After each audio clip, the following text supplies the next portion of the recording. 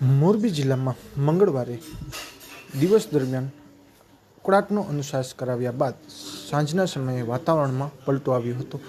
માળિયા અને હળવદ પંથકના ગ્રામ્ય વિસ્તારોમાં ગાજવીજ સાથે વરસાદ વરસ્યો હતો.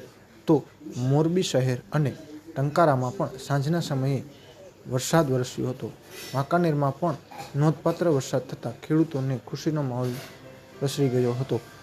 હવામાન વિભાગ દ્વારા મોરબી જિલ્લામાં પણ સાર્વત્રિક વરસાદની આગાહી કરી હતી, જે સાચી પડી હોય તેમ મોરબી જિલ્લામાં આખો દિવસ ગરમીનો અહેસાસ થયા બાદ રાત્રિના સમયે વરસાદી માહોલ સર્જાયો હતો. મોરબી જિલ્લાના કંટ્રોલ વિભાગ પાસેથી મળતા આંકડા મુજબ મોરબીમાં 9 mm, હળવદમાં 5 mm, જ્યારે ટંકારામાં પણ 19 mm વરસાદ પડ્યો હતો. તો માળિયા મિયાણા શહેરમાં 24 mm વરસાદ નોંધાયો હતો. આ ઉપરાંત વાંકાનેરમાં પણ 18 mm વરસાદ નોંધાયો છે.